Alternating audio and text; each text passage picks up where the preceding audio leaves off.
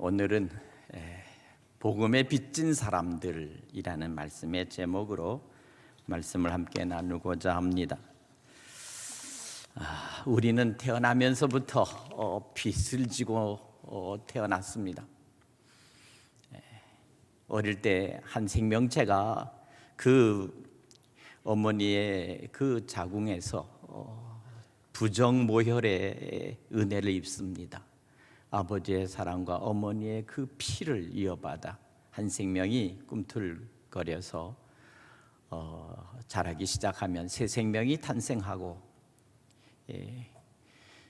이 생명이 세상에 태어날 때 그 어머니의 모든 살과 그리고 모든 것들을 다 헤집고 찢고 나서야 비로소 세상에 태어납니다. 비로소 세상의 빛을 보는 거죠. 죽을 힘을 다해서 어머니가 그 자식을 낳을 때 산고의 고통을 겪습니다. 생명을 걸고 아이를 분만하는 것입니다. 그래서 비로소 태어납니다. 어쨌든 이와 같은 것은 첫 번째 어머니에게 빚을 지는 것입니다. 그 부모의 그 극진한 사랑으로 아버지의 사랑을 받고 이제 어린 유년기를 지나서 그래서 청소년기와 그리고 청년기까지는 정말 전적인 그 부모의 아버지와 어머니의 사랑으로 돌봄으로 성장하게 되는 것이죠. 나중에 결혼해서 분가하여 새롭게 가정을 이루기까지는 사실 그렇습니다. 그런데 또 막상 결혼해서 자식을 낳으면 또 그 자식을 봐달라고 또 그렇게 해서 아이를 그렇게 해서 돌봐야 되는 조부모의 그런 돌봄이 또 필요합니다. 전생애적인 서로의 관계성이죠. 이것은 어쩌면 인간으로 맺어진 그러한 그 관계 속에서 맺어진 그런 빛일 것입니다.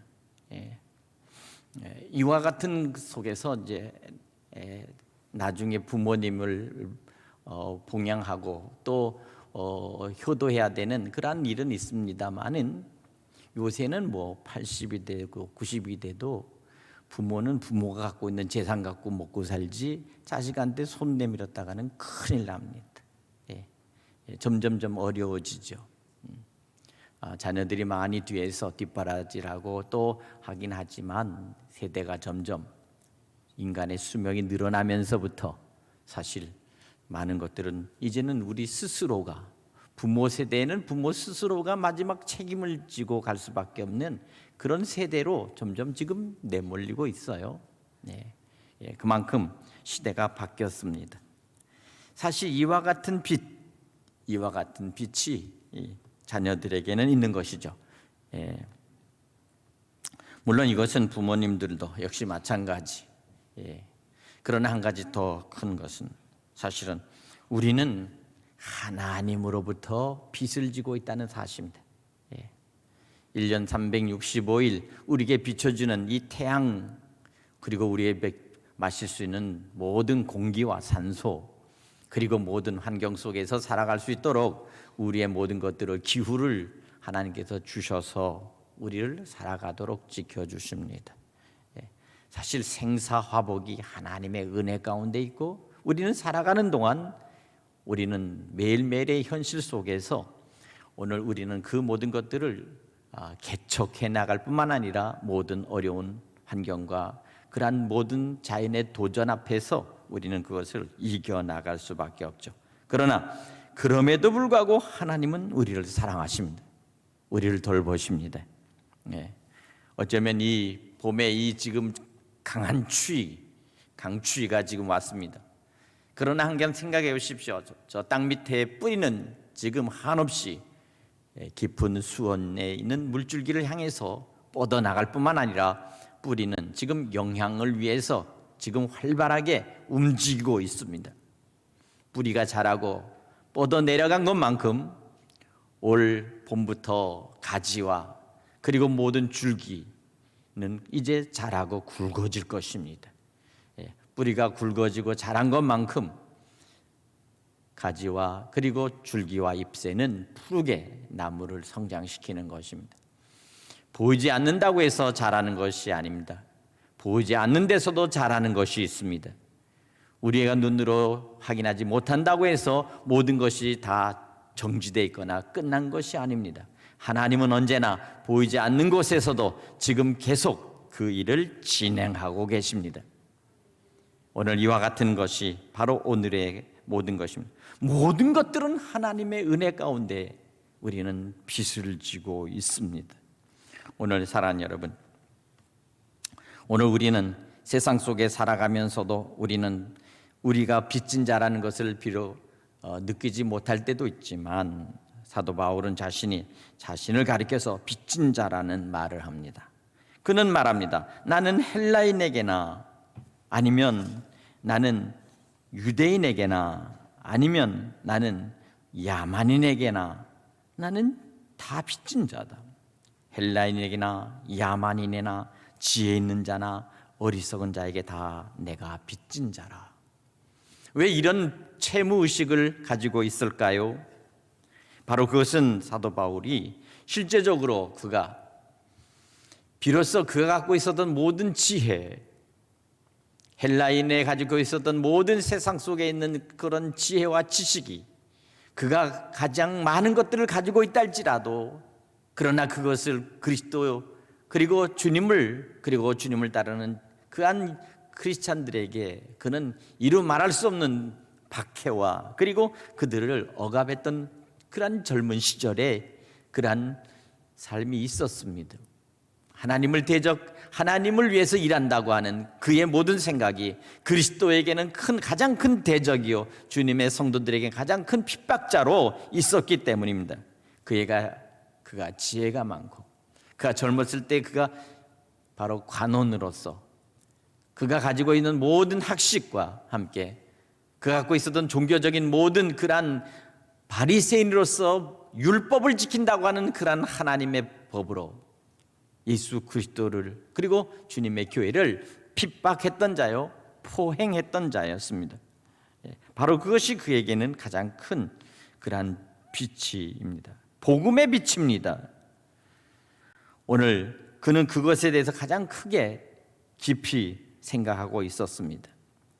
세상에는 때로는 우리가 경제적인 삶을 살면서 경제적인 빚, 돈을 빌려 쓰는 빚도 있어요. 때로는 인간관계 속에서 성립할 때 나는 나에게 도움을 많이 주고 그리고 나를 아껴주던 가족 안에서 부모의 사랑이나 아니면 형제 아니면 인간관계에서 맺는 그런 사랑의 빚도 있습니다. 그러나 우리는 사실은 주님과의 관계 속에서 하나님의 은혜 안에서 복음의 빛이 있다는 사실을 여러분 믿으시기를 바랍니다. 오늘 우리가 갖고 있는 이 빛은 언젠가는 갚아야 돼요. 도대체 대한민국의 빛은 얼마인가 하고 제가 인터넷으로 검색했더니 우리나라의 채무가 6,026억이더라고요. 우리가 해외에 진 빚이 6,026억이라고 하는 돈이 지금 빚으로 남아있다고 그렇게 2021년 8월을 보고로 돼 있더라고요. 온 국민들이 지금 그 빚을 갚아야 된다면 얼마 정도 갚아야 될지는 아마 상상하기 어려울 것입니다.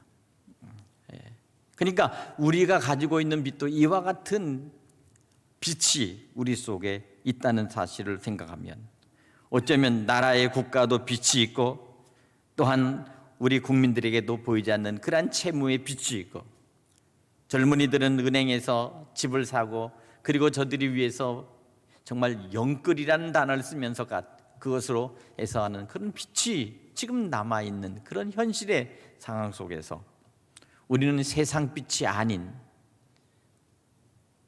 우리는 또한 복음의 빛을 지고 있다는 사실입니다. 우리는 이와 같은 것을 통해서 정말 우리는 이 빛을 어떻게 갚아야 될까? 사실 빛이라고 하는 것은 한 가지 가장 중요한 것은 탕감해서 모든 것을 다 갚지 않고 모든 것을 끝내는 방법도 있어요. 그러나 잘못하면 이 빚은 내가 갚지 못하면 내 자식까지 빚을 상속해 주는 그런 빚도 있더라고요. 여러 가지의 빚의 종류가 있습니다.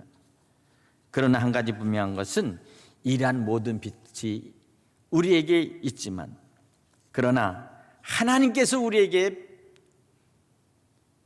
이 모든 것들을 갚을 수 있는 은혜를 주시고, 또한 하나님께서 우리에게 축복해 주시면 세상에 있는 모든 빚은, 모든 것들이 때가 되면 청산할 수가 있는 기회가 온다는 거예요.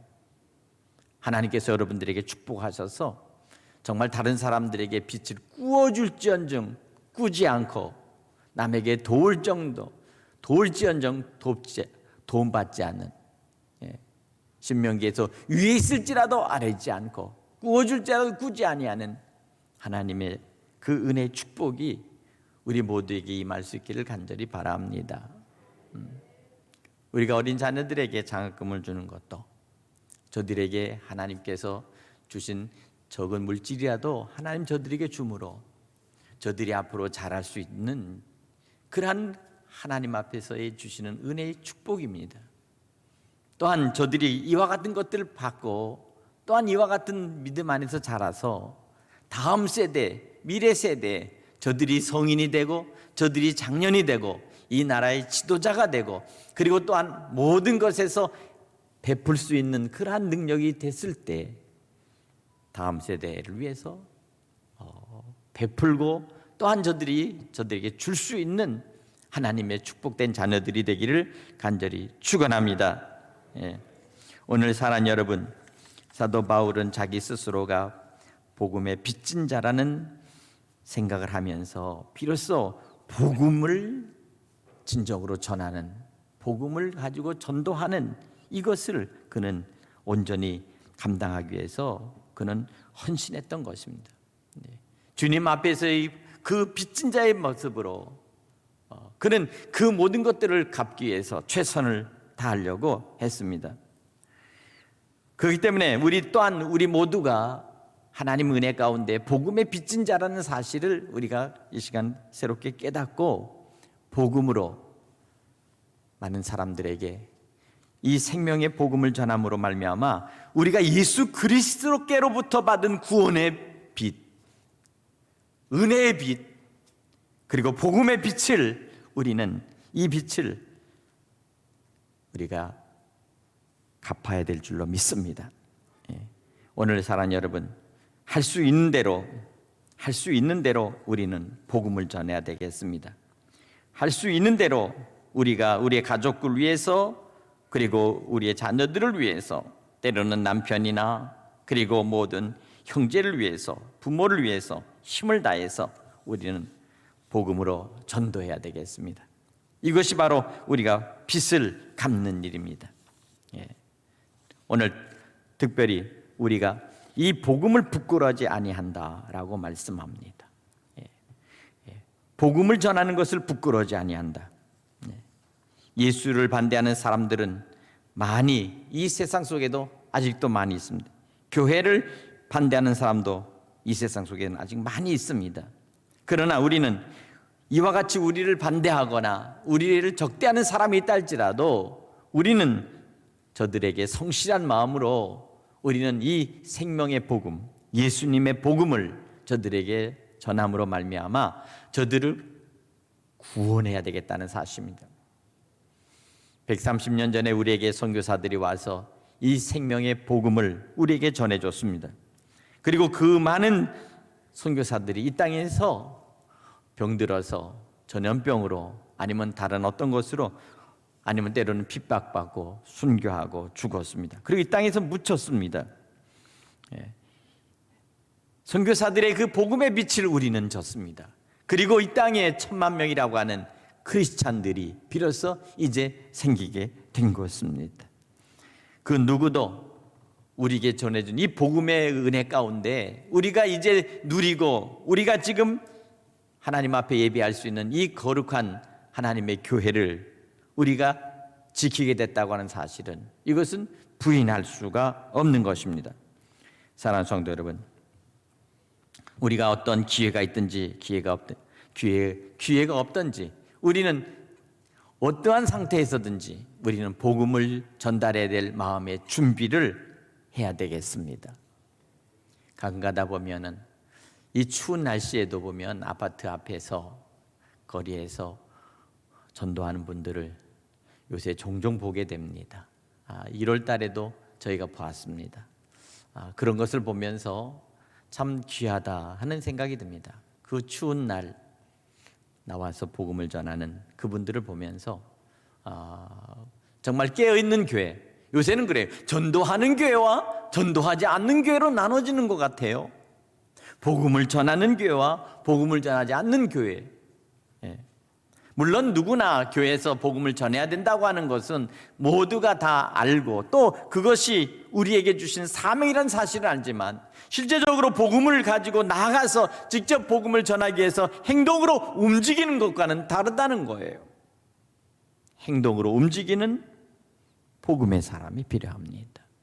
또한 때를 얻든지 못 얻든지 보이지 않는 곳에서 우리의 이웃들과 더불어서 같이 저들에게 복음을 전할 수 있는 마음, 그리고 전할 수 있는 그 기회를 우리가 언제나 활용해야 되겠습니다.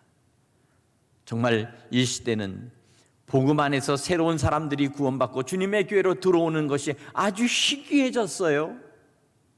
우리는 다시 한번 우리 안에 복음을 불듯이 우리 안에 다시 새롭게 해서 한 사람 한 영혼들을 주님께로 인도해야 되겠다는 사실을 우리 마음속에 깊이 새롭게 해야 될 줄로 믿습니다. 복음의 능력이, 복음의 불길이 1980년도에 이 대한민국, 이 조국의 불길을 붙였던 이 복음의 불길, 1974년도 여의도 광장에서 저는 제 친구와 함께 성가대석에 서서 그래서 그 빌레그램 목사님 그 전도 집회에 참여했습니다. 그리고 그 설교를 김장환 목사님이 통역을 했습니다. 그때 저는 정말 그 복음을 듣고 교회를 다니는 그 속에서 복음을 듣고 거기서 비로소 제가 하나님 앞에 결단을 했습니다. 나는 예수님의 사람으로 살겠습니다. 바로 그 마음의 결단과 함께 그 후부터 이제 전도를 시작을 했습니다. 그러나 전도를 그 이전에도 저는 열심히 했던 것을 기억합니다. 중학교, 고등학교 다닐 때 교회에서 전도사님이 전도지를 낸다면 그 책가방에다 넣고 학교에 갈 때 학생들에게 나눠주고 그리고 올 때 또 학생들에게 나눠주고 이렇게 하면서 꾸준히 그 학생들이 전도를 했습니다. 서울에 있는 어떤 그 신림동의 자그마한 교회에서 그 학생들이 그렇게 하면서 교회가 부흥되기 시작하고 학생회가 커졌을 때 그때 저도 거기에 일원으로서 전도를 했던 기억이 납니다. 전도지를 나눠주고 그리고 하면서 했습니다. 종이로 만든 그런 전도지였습니다. 그런데 그때는 그 전도지를 받을 때 사람들은 그 전도지를 받고 자세히 읽어보고 그랬습니다. 그러나 요새는 전도를 주면 아예 읽어볼 생각도 안 합니다. 그냥 가다가 다 버려버립니다. 오늘 그러나 우리는 지금은 어떠한 방법으로 전도를 해야만이 가장 합당한 전도 방법일까? 우리는 생각하지만 한 가지는 전도에는 방법이 없다는 사실입니다. 우리가 하나님 앞에 그 간절한 마음으로 기도하고 영혼을 사랑하는 마음으로 기도하면서 내 안에 불타는 이 전도의 열정이 생기면 비로소 때를 얻든지 때를 못 얻든지 어느 장소이든지 기회가 있다면 우리는 복음을 전하고 전도할 수가 있습니다. 믿으십니까? 열차를 타고 비행기 가다가도 전도할 수 있고요. 비행기를 타고 가다가 비행기 옆좌석에서 전도할 수도 있습니다. 예전에 저는 제주도 가는 그 가정 속에서 옆에 있는 어떤 분을 만났는데 그분이 제주도로 시집 가는데 처녀 때는 교회를 잘 나갔는데 그 집이 유교 집안이라는 거예요. 그래서 교회를 못 나간다고 그럽니다. 그래서 제가 그랬습니다. 다시 믿음을 회복하십시오. 당신이 그 집을 구원하고 그 집의 모든 사람들을 주님 앞으로 이끌 수 있는 하나님께서 그 집에 파송한 전도자로 그렇게 당신을 택한 줄 당신이 어떻게 알겠습니까? 그 일을 감당하라고 그곳에 보낸 게 아닐까요? 하면서 제가 저희 어머니의 얘기를 했습니다. 믿지 않는 집안에 며느리로 들어와서 온갖 풍파와 서름을 겪고 결국 그 집안이 다 구원을 받고 그리고 가족들과 형제들과 시동생과 그 모든 집들이 예수를 믿는 그러한 은혜 가운데 돌아오는 얘기를 제가 해 주었습니다. 사랑하는 여러분, 우린 다시 한번 전도에 대한 새로운 눈을 가져야 되겠습니다. 전도에 대한 마음을 가지시기 바랍니다. 그리고 전도에 대해서 기도하십시오. 오늘 사도 바울은 나는 로마에 있는 너에게 복음 전하기를 원하노라 라고 말합니다. 나는 할 수 있는 대로 로마에 있는 너희에게도 복음 전하기를 원하노라. 사도 바울이 에베소에서 로마 교인들에게 편지하면서 이와 같이 간절하게 오늘 말씀하면서 내가 복음을 부끄러워하지 아니한다 말씀합니다. 여러분, 복음을 전하는 것이 부끄럽습니까? 여러분, 복음을 전하는 것이 마음속에 꺼려집니까? 여러분 속에서 예수라는 이야기를 할 때 여러분 마음속에 큰 여러 가지의 걸림돌이 있습니까? 우린 다시 한번 내 안에 주님과의 관계를 새롭게 하시기 바랍니다. 정말 내 안에 주님이 나와 함께 주님을 뜨겁게 사랑하고 그리고 주님을 내가 온전히 내 마음속에 오신다면 예수 그리스도 우리 주님을 말하는 것이 결코 부끄럽지 않을 줄로 믿습니다.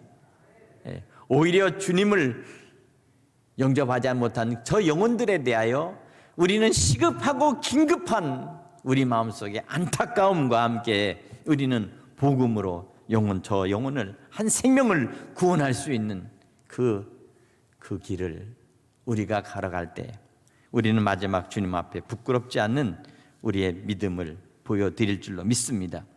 한 가지 중요한 것은 이 복음은 모든 믿는 자에게 구원을 주시는 하나님의 능력이 됨이라. 복음을 전할 때 그 복음 속에서 하나님의 능력이 나타난다는 것입니다. 보이지 않고 그리고 확인할 길이 없고 그리고 그것이 그냥 흩어지는 메아리처럼 저들에게 들릴지 몰라도 그러나 반드시 예수 그리스도를 믿으십시오.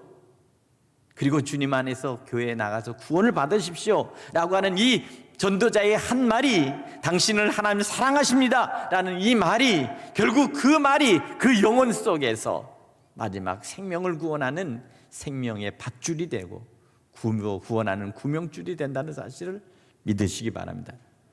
영혼을 구원하는 영혼의 구명줄이요 생명을 살리는 생명의 그런 마지막 밧줄을 통해서 지옥으로 끌려가고 영원한 사망의 스올로 끌려가는 그들의 영혼들을 묶어서 다시 생명의 그 구조선으로 하나님의 나라로 이끌어갈 수 있는 우리 모두가 될 수 있기를 간절히 축원합니다.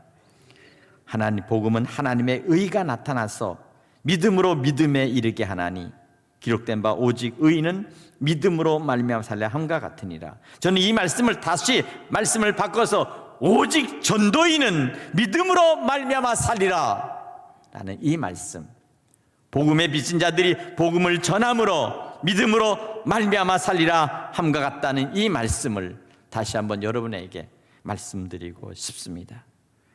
주께서 우리를 향하여 너는 나의 사람이요 나의 의인이라 라고 만일 우리를 부르신다면 내가 당신 앞에 주님 앞에 내가 보여드리는 의의가 무엇일까? 바로 그것은 생명을 살리는 영혼 구원의 사랑, 영혼 구원의 구령, 이 영혼 구원의 구령이 우리 마음속에 새롭고 강하게 나타나서 한 사람 한 생명을 주님 앞으로 이끌어가는 믿음의 아름다운 전도자요, 복음의 빚진 자로서 그 일을 감당하는, 주님 앞에 빛을 갚아드리는 그와 같은 믿음의 성도들 되시기를 주님의 이름으로 간절히 축원합니다. 기도하겠습니다. 하나님 아버지시여, 복음의 빚진 자로서